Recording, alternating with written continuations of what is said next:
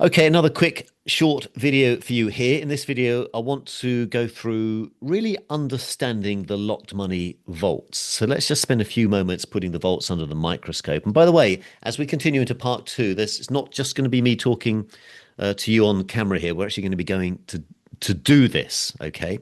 But for now, again, let's make sure we understand the locked money vaults. So, as we said at the end of the last video, everything you do in locked money is essentially based around your vaults, and you can create as many vaults as you like, and for free.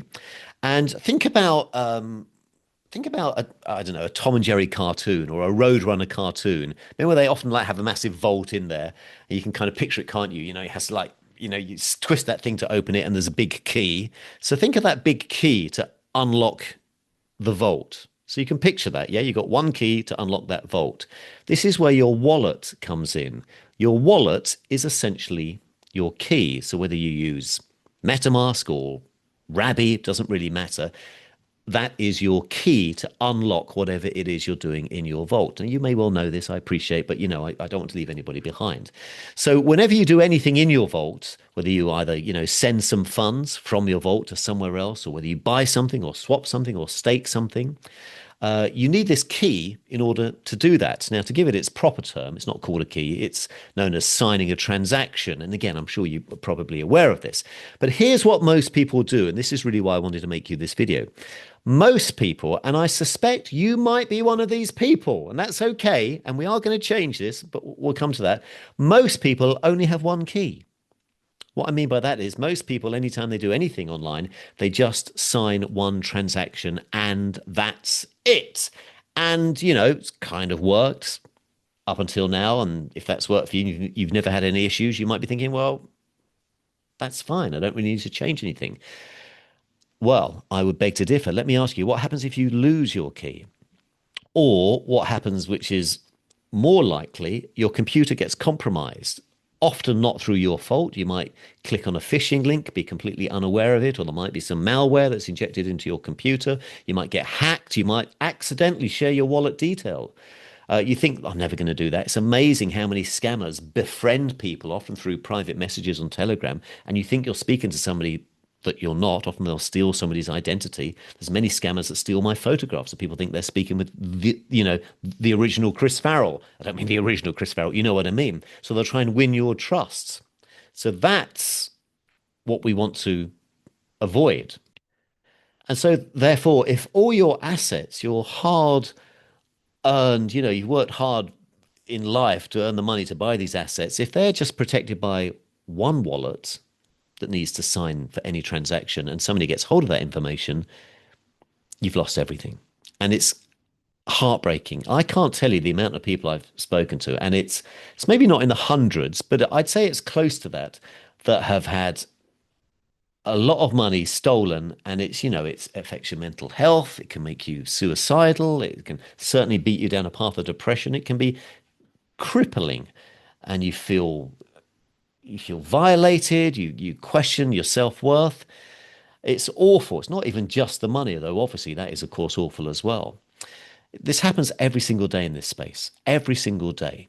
But that's where locked money comes in. Because imagine, and now we've kind of talked about it a little bit, it's almost quite simple, isn't it, to think about? Imagine we simply set up two transactions that need to be signed through different wallets each time you do anything. So even if one wallet did get compromised, somebody would not be able to complete the transaction because they wouldn't have the details of the second wallet. This is what we're going to kind of go on to in part two as we continue.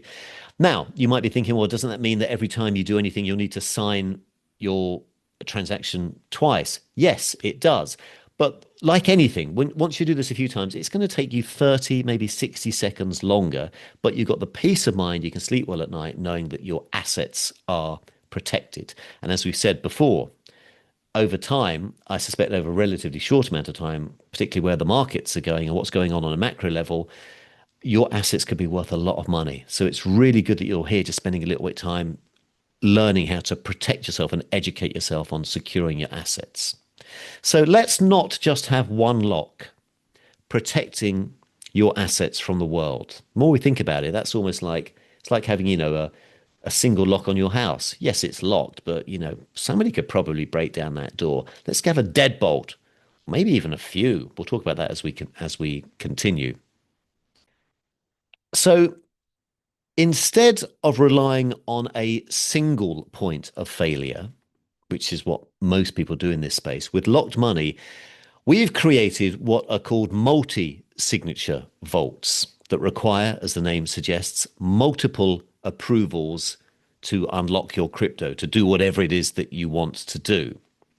So imagine, let's go back to our cartoon analogy. Let's go back to Roadrunner or Tom and Jerry. Imagine now a big lock, a big vault rather, but it's got two locks on it. So we now need obviously two keys to unlock that vault. That's exactly what we're going to set up for you. A vault can and should have multiple signers. If you're making notes, please make a note of that. It's quite an important sentence.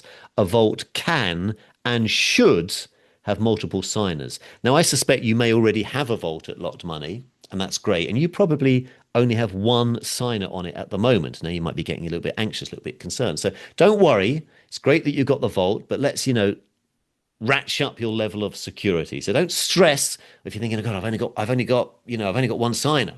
That's okay. We'll add to that. And we'll do that in part two here in this video course. So just to reiterate, a vault can and should have multiple signers. This is known as multi-sig, multi-signature. I'm going to make it my mission for you to understand multi-sig, as it's so, so important. And it's going to take, as I say, 30 minutes for us to go through. And it's really not complicated at all. You've already pretty much done it. We're just going to kind of duplicate the process. And with Locked Money, whether you know it or not, you already have access to this incredible multi-signature technology. It's all kind of built in. It's free for you. So it's already there. We just need to activate it. And that's what we're about to go and do. So I want to spend just a few more moments really digging down into understanding multi-signature technology.